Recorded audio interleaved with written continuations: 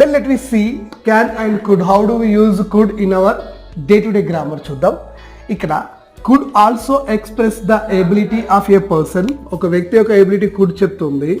Next we use could as the past tense or past expressions of can. Can కి past గా మనం could ను వాడచ్చు. Next polite question కూడా could వాడచ్చు. Let me see ability. Sir ability అనేది can అనేది చెప్పింది కదా, కుడ్ కూడా చెప్తుందా? ఇందాక మనం నేర్చుకున్నాం కదా, చూడండి ఒక ఎగ్జాంపుల్గా రాద్దాం. ఇక్కడ she can win the match అని నేను ఇక్కడ రాశాను. ఓకేనా? అంటే అర్థం ఏంటిది? ఆమె మ్యాచ్ గెలవగలదు. కాబట్టి క్యాన్ అనేది ఇక్కడ ఆటోమేటిక్గా మనకు ఎబిలిటీ చెప్పింది. Right.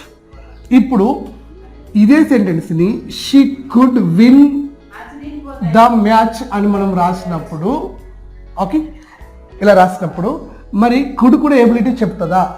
Sir could always past of the can కదా. అలాంటప్పుడు she can win the match అంటే ఆమె మ్యాచ్ గెలవగలదు because she has that kind of stamina in her body అని మనం అనుకుంటే ఎబిలిటీ గెలవడానికి ఛాన్స్ ఉంది కదా. మరి she could win the match అంటే ఆల్రెడీ ఆమె మ్యాచ్ గెలవగలిగిందని అర్థం ఉంది కదా. మరి ఎబిలిటీ ఎక్కడ చెప్తుంది అంటే ఆమె ఎబిలిటీతో గెలిచింది అనే పాస్ట్ యాక్షన్ ఉంది. రెండోది దీన్ని ఇంకో తీరు కూడా చెప్పచ్చు. ఎట్లా అంటే ఇప్పుడు ఫర్ ఇన్స్టాన్స్ ఇఫ్ క్లాజ్లో మనం తీసుకుందాం. ఇఫ్ షీ వర్క్, ఓకేనా, if she worked, okay, hard అంటే ఫర్ ఎగ్జాంపుల్ ఆమె గెలవలేదు, ఓడిపోయింది అనుకుందాం. If she worked hard past tense, she would, ఇక్కడ కుడ్ తీసుకుంటాను, she could win the match. ఇక్కడ మనం కుడ్నే తీసుకుందాం. ఇక్కడ అయిపోయింది. If she could worked hard, ఆమె ఇంకా కొంచెం కష్టపడి ఉండుంటే she could win the match. ఆమె యొక్క పాస్ట్లో ఉండేటువంటి ఎబిలిటీని కూడా చెప్తుంది. అలా కుడ్ అనేది ఎబిలిటీని చెప్తుంది. Next past expression of the can. Then we see a number of examples based on the can. Can అనేది ఎప్పుడు ప్రజెంట్ చెప్తుంది కాబట్టి దాన్ని మనం ప్రజెంట్ ఎక్స్ప్రెషన్స్కి వాడతాం. మరి పాస్ట్కి ఎలా sir? See could. For example ఆ రోజు నేను మీ ఇంటికి రాలేకపోయినాను, మీరు నన్ను పిలిచారు ఒక ఫంక్షన్ రాలేకపోయినాను. I could not attend the party on the day. ఆ రోజు నేను సరైన విధంగా డ్రైవ్ చేయలేకపోయినా, ఐ కుడ్ నాట్ డ్రైవ్. ఇక్కడ ఒక విషయం మనం గుర్తుపెట్టుకోవాలి, మోడల్ ఏదైనా పర్వాలేదు. ఇందాక మనం గుర్తు చెప్పుకున్నట్టు అన్ని మోడల్స్ పైన after the models don't use any verb except V1. ఓకేనా? Whether it may be can కానివ్వండి, కుడ్ కానివ్వండి, ఏదైనా సరే ఎవ్రీ మోడల్కి మనం ఎప్పుడు కూడాను V1 వాడాలి. గ్రామర్లో రూల్ అది. కాబట్టి ఐ కెన్ ప్లే వస్తుంది కానీ ఐ కెన్ ప్లేడ్ రాదు. షీ కుడ్ ప్లే అని వస్తుంది తప్ప షీ కుడ్ ప్లేడ్ అని రాదు. సార్ మరి ఈ V3 వాడొచ్చా? వాడచ్చు.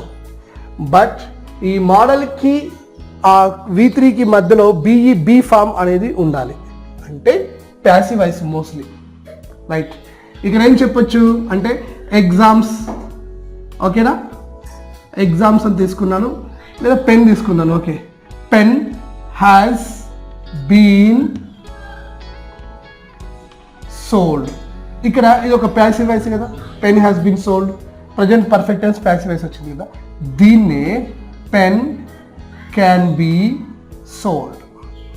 ఇక్కడ ఈ SOLD అనేది ఏదైతే ఉందో దిస్ ఈజ్ దట్ V3. ఈ V3ని నేను క్యాన్ దగ్గర వాడకుండా BEB అని పెట్టుకొని వాడాను. దీనికి మనం కుడ్ కూడా పెట్టుకొని వాడుకోవచ్చు మాట్లాడేటప్పుడు. స్పోకెన్ ఇంగ్లీష్ బేస్లో ఎక్కువగా వస్తాయి, గ్రామటికల్ తక్కువ తగలడం మనకు. కానీ మనకు గుర్తుపెట్టుకోవాలంటే క్యాన్ తర్వాత కుడ్ తర్వాత V1 ఉండాలి. ఎగ్జామ్లలో దీనికి V2 కానీ V3 కానీ ఇస్తాడు, ఇచ్చి దీన్ని కరెక్షన్ చేయమంటాడు, లేదా తప్పు ఎక్కడుందో గుర్తుపెట్టమంటాడు. చాలా సింపుల్గా ఒకటే ఒక గుర్తుపెట్టుకోవాలి, ఏ మోడల్ వెర్బ్ అయినా సరే దీని తర్వాత ఎప్పుడు కానీ V1 వస్తుంది, అది ఏదైనా కానీ. ఈ ఒక్కటి మనం పక్కగా గుర్తుపెట్టుకోగలిగితే మీరు ఏ కాంపిటీషన్ ఎగ్జామ్ చూడండి ఖచ్చితంగా 1 క్వశ్చన్ ఉంటుంది. ఎందుకంటే మనం చాలా సందర్భాల్లో స్పోకెన్ ఇంగ్లీష్ బేస్డ్ గ్రామర్ మనం నేర్చుకోవట్లేదు. మీరు గత 4-5 సంవత్సరాల క్వశ్చన్ పేర్లు గ్రూప్ 2 పేపర్, లాస్ట్ జరిగిన గ్రూప్ 2 పేపర్ చూడండి. గ్రూప్ 2 పేపర్లో క్వశ్చన్స్ అన్నింటినీ ఇంగ్లీష్లో ఉన్నాయి చూడండి. ఏమి ఇచ్చిండండి? Find out which one is correct, అంతే. ఈ కింద ఉంది ఏది కరెక్ట్గా గుర్తుపట్టమన్నాడు. ఏది కరెక్ట్గా గుర్తుపట్టంటే ఒక గ్రామర్ వస్తే సరిపోతుందా? స్పోకెన్ ఇంగ్లీష్ కూడా రాగలగాలి, ఎక్స్ప్రెషన్స్ తెలియగలగాలి. అందుకే ఈ రోజులలో గ్రామర్ నేర్చుకోబోయే వాళ్ళు చెప్పేవాళ్ళు కంపల్సరీ అప్డేట్ కావాల్సిందే. అప్డేట్ కాకుండా పాతకాలం పద్ధతుల్లాగా ఇక్కడ ఒక బ్రాకెట్ ఇచ్చి దాంట్లో ఏది కరెక్ట్ నింపడనేది, ఆర్టికల్ ప్రిపోజిషన్ నింపడనేది అట్లా రావట్లేదు ఇప్పుడు ఎగ్జామ్స్. కాబట్టి కంప్లీట్ స్పోకెన్ ఇంగ్లీష్ బేస్లో ఉన్నది కాబట్టి అందుకే స్పోకెన్ ఇంగ్లీష్ బేస్లో మనం గ్రామర్ నేర్చుకుంటే it be very useful for us. ఈ మార్పును యాక్సెప్ట్ చేయలేని వాళ్ళకి ఖచ్చితంగా అనుభవం అయితే దొరుకుతుంది. అయితే ఇక్కడ నేను చెప్తున్నది ఏంటి, మరి కుడ్ అనేది ఎక్కడ వాడాలి సార్, కెన్ అనేది ఎక్కడ వాడాలి సార్ అంటే చూడండి, కెన్కి కుడుకు తేడా ఉందో. ఐ క్యాన్ రన్ ఫాస్ట్, నేను స్పీడ్గా నడవగలను, ఇంకా స్టార్ట్ అవ్వలే, చేస్తా. ఐ కుడ్ రన్ ఫాస్ట్, నేను స్పీడ్గా నడవగలిగాను. I can achieve 470 marks in my intermediate, ఎంపీసీలో నాకు 470కి 470 వస్తాయి. ఐ కెన్ అచీవ్, నేను చేయగలుగుతున్నాను, బట్ నాకు ఒక 3 మార్కులు పోయినాయి. ఇప్పుడు ఏం చెప్తాడు, she could achieve 467. She could achieve అంటే చేయగలిగింది, షీ కెన్ అచీవ్ అంటే చేయగలదు. ఐ కెనాట్ డ్రైవ్ కార్, నాకు కారు డ్రైవడం రాదు అంటే నాకు నేర్చుకోలే, ఆ ఎబిలిటీ నాలో లేదు అని అర్థం. I could not drive car on the day when I was in sleep, ఆ రోజు నాకు నిద్ర బాగా ఉండటం వలన ఐ కుడ్ నాట్ డ్రైవ్, నేను నడపలేకపోయినా అంటే నాకు డ్రైవింగ్ వచ్చు.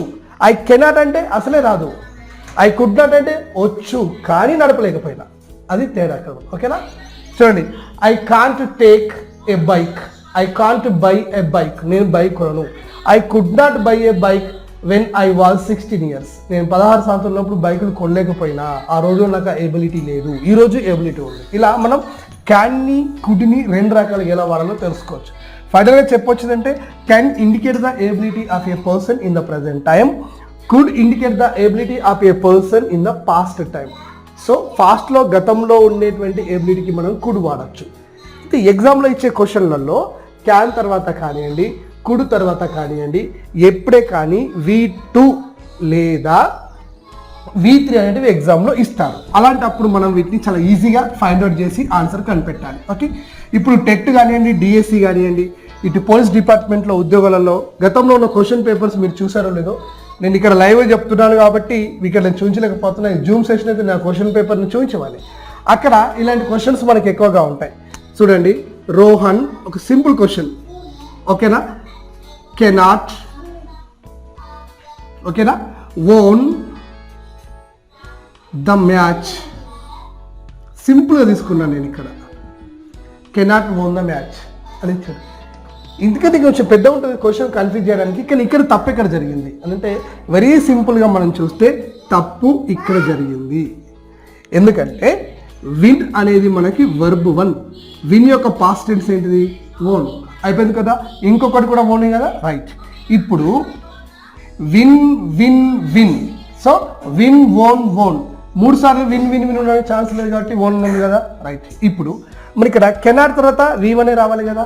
అందుకే ఎప్పుడైనా సరే ఇంగ్లీష్ గ్రామర్లో హెల్పింగ్ వర్బులుగా వచ్చే సందర్భంలో, ముఖ్యంగా మోడల్ హెల్పింగ్ వర్బులు ఎప్పుడైతే వస్తాయో, మోడల్ హెల్పింగ్ వర్బులలో can, could, may, might, will, shall, would, need to, what to, dare to ఏదైనా పర్లేదు, వచ్చిన తర్వాత దాని పరిధిలో 80% V2 అనేది రావద్దు. అలా వస్తే అది గ్రామటికల్గా తప్పు అవుతుంది, అది మనం గుర్తుపెట్టుకోవాలి. ఇప్పుడు మనకి ఏమి ఇస్తాడు, సపోజ్ ఇది ఓల్డెన్ డేస్ ఎగ్జామ్లో అంతే కనుక ఇట్లా ఇస్తాడు, ఇచ్చేసేసి దీన్ని బ్రాకెట్ పెడతాడు. Rohan cannot dash the match, a win the match, b won the match, okay, c విన్నుడు అని కూడా ఇవ్వచ్చు మనల్ని కన్ఫ్యూజ్ చేయడానికి, ఓకేనా.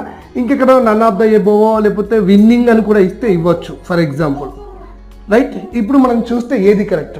Now we have that can, it indicates the ability of a person in the present time, it becomes as a modal verb. Then modal verb ఉన్నది కాకపోతే not ఉంది కదా, దీని 4 types ఆఫ్ సెంటెన్స్ నేను చెప్తాను దీని కంటిన్యూషన్లో.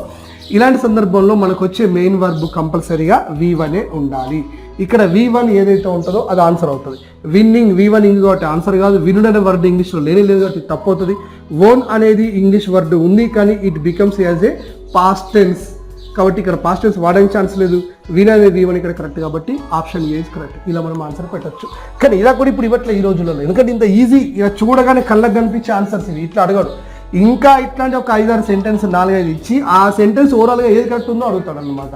అంటే కంప్లీట్ గ్రామర్ వస్తే తప్ప ఈ రోజులలో మనం ఏ ఇంగ్లీష్ క్వశ్చన్ని మనం కరెక్ట్గా క్రాక్ చేయలేము. Okay right. ఇప్పుడు ఇంకా దీనిపైన ఇంకా కొంచెం అవగాహన రావాలంటే let I want give a types of sentences.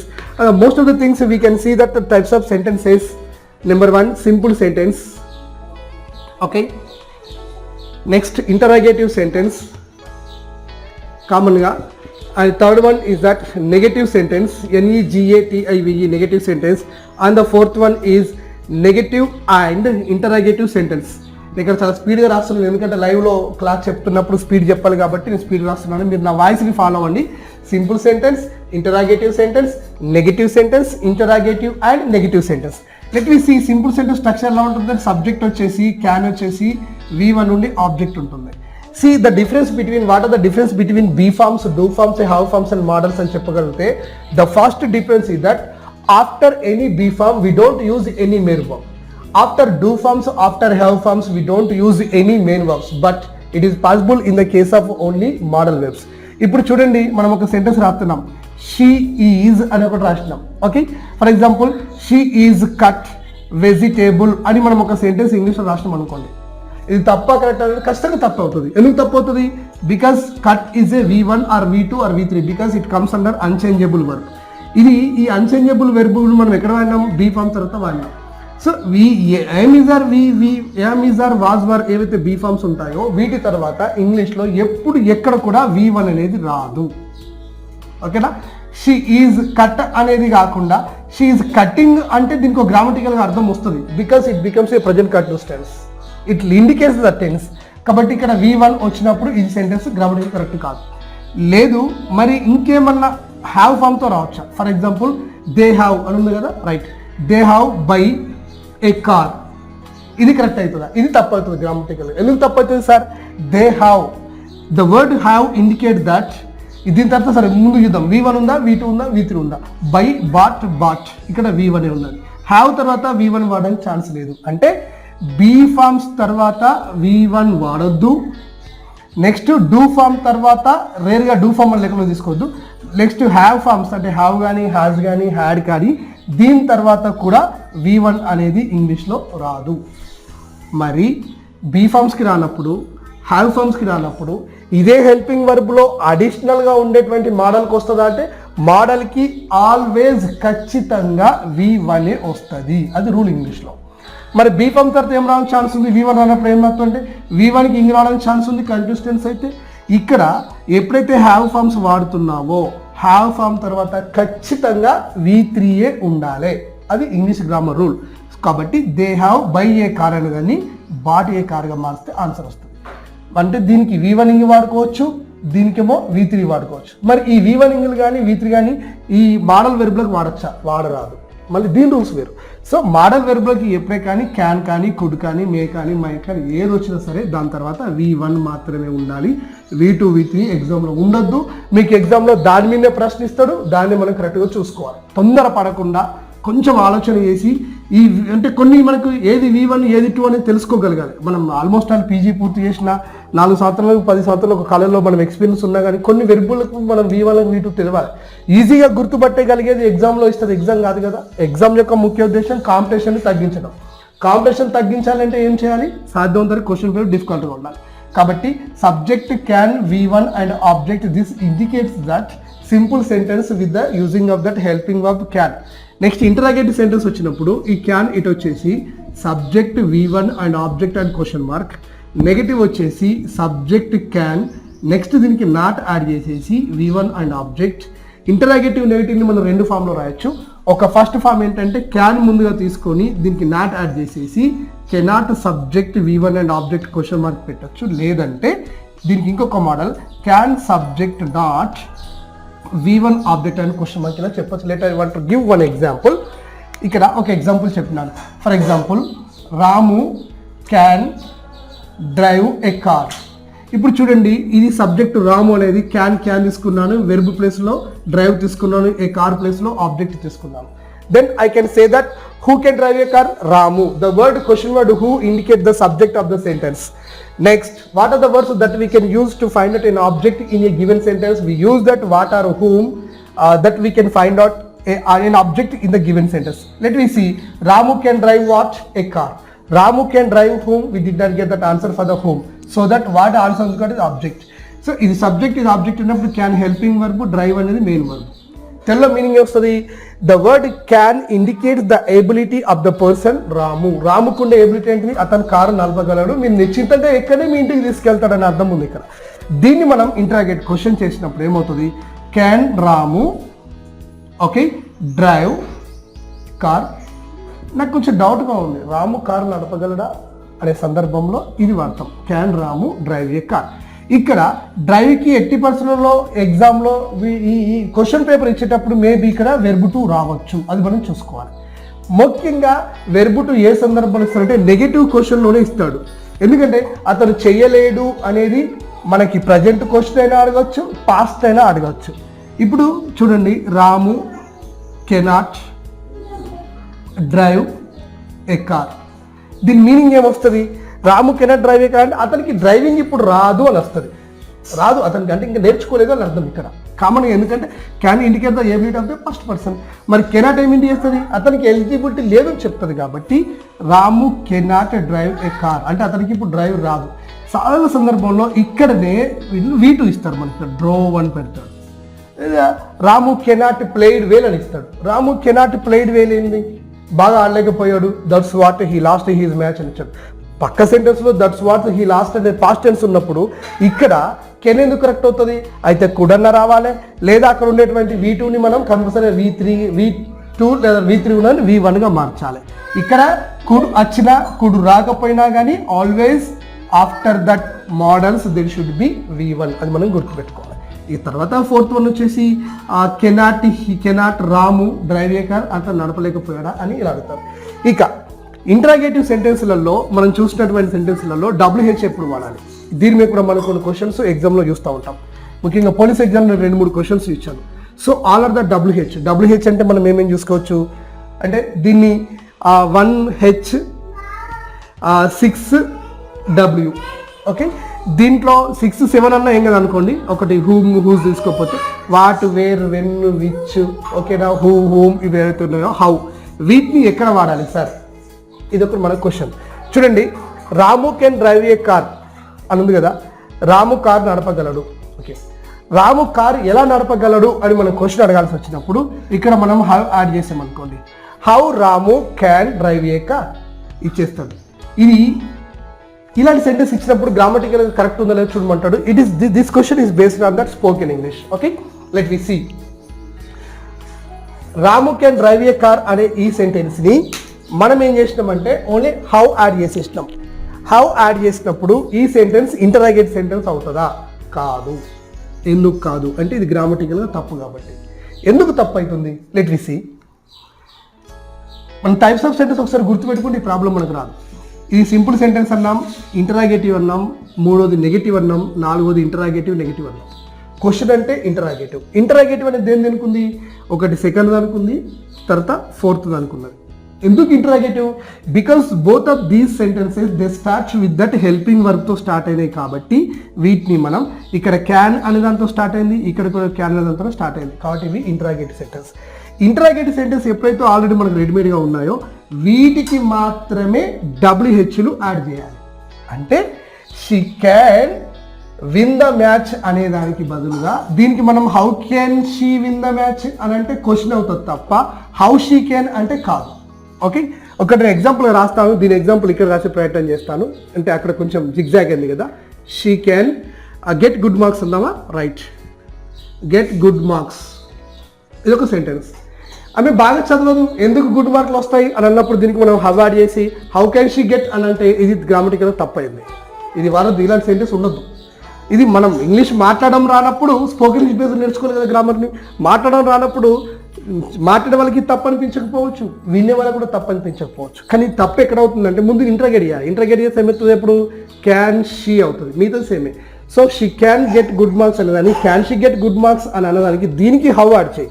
ఇప్పుడు how can she get good marks, లేదా where can, okay where can she, లేదా వాట్ క్యాన్ సీ, లేదా ఇంకా మనం ఏవైతే క్వశ్చన్ వర్డ్స్ ఎన్ని సూటబుల్ అన్ని వాడాలి. కాబట్టి we can add any WH to the question number sentence number 2, that is that interrogative sentence కింద యాడ్ చేయాలి, ఇంటరాగేటివ్ అండ్ నెగిటివ్ సెంటెన్స్ కింద యాడ్ చేయాలి. ఓకేనా, ఇప్పుడు దీనికి నెగిటివ్ సెంటెన్స్ ఎట్లా ఇస్తాడంటే చాలా సందర్భాలలో ఆమెకు మంచి మార్కులు రావు అన్నప్పుడు ఆమెకు మంచి మార్కులు ఎందుకు రావు అని అడిగే సందర్భంలో ఇట్లా అడుగుతూ ఉంటారు, why she cannot get good marks అనేది సెంటెన్స్ అడిగారు అనుకోండి. ఇప్పుడు ఇది ఏమవుతుంది, తప్పు అవుతుంది. మళ్ళీ ఎందుకు తప్పు అవుతుంది సార్, ఎందుకు తప్పు అవుతుంది అంటే ఇది చూద్దాం. She cannot get, then the sentence starts with that subject. When the sentence starts with the subject maybe there is a chance ఇది సింపుల్ సెంటెన్స్ అయినా అవ్వాలి లేదా నెగిటివ్ అయినా అవ్వాలి. నెగిటివ్ అవ్వాలంటే హెల్పింగ్ వర్బ్కి నాట్ యాడ్ అవ్వాలి, రైట్? నాట్ ఇక్కడ యాడ్ అయిపోయింది, సో కెనాట్ అనేది వచ్చింది కాబట్టి ఇది నెగిటివ్ సెంటెన్స్. నెగిటివ్ సెంటెన్స్ కూడా WH యాడ్ చేయడానికి ఛాన్స్ లేదు. WH యాడ్ కావాలంటే ఒకటి సింపుల్ సెంటెన్స్, రెండోది ఇంటరాగేటివ్, ఒకటి ఇంటరాగేటివ్ సెంటెన్స్, రెండోది ఇంటరాగేటివ్ నెగిటివ్ కాబట్టి she cannot get good marks, why she cannot అనడానికి ఛాన్స్ లేదు. దీన్ని మనం ఎలా రాయొచ్చు అంటే why cannot she get good marks. దీనికి నాలుగే తిరగదు మనకు, ఎందుకంటే స్పోకెన్ ఇంగ్లీష్ బేస్డ్ ఇంగ్లీష్ మనం నేర్చుకోవట్లేదు కాబట్టి క్వశ్చన్ టు ఆన్సర్ బేస్డ్ ఎక్కువగా నేర్చుకోవటం వల్ల ఇలా నాలుగు తిరగదు. ఇది టేక్ సమ్ టైం. ఇది కామన్గా నేను చెప్పినటువంటి ఈ హెల్పింగ్ వర్బులలో ఓన్లీ క్యాన్ కుడ్ మాత్రమే నేను తీసుకున్నాను. ఇక్కడ క్యాన్ అయినా అదే వర్స్ ఇస్తుంది, కుడ్ అయినా అదే వర్స్ ఇస్తుంది. దీనిపైనే ఇంత డెప్త్ ఉండదు. ఇలాగే నెక్స్ట్ షల్ విల్ అనేది ఎలా మాట్లాడాలి, ఎలా మనము గ్రామర్ దీన్ని ట్రాక్ చేయగలగాలి, మైట్ని ఎలా చేయాలి, need to, or to, dare to అనే వాటిని ఎలా వాడాలి, వాటి యొక్క ప్రిఫర్స్ ఎలా ఉంటాయి అనేది నెక్స్ట్ వీడియోలో చేసుకుందాం. ఓకేనా? సో అంటిల్ దెన్ చూస్తూనే ఉండండి మీ model ideas YouTube channel and English Guru Raj. Thank you and all the best.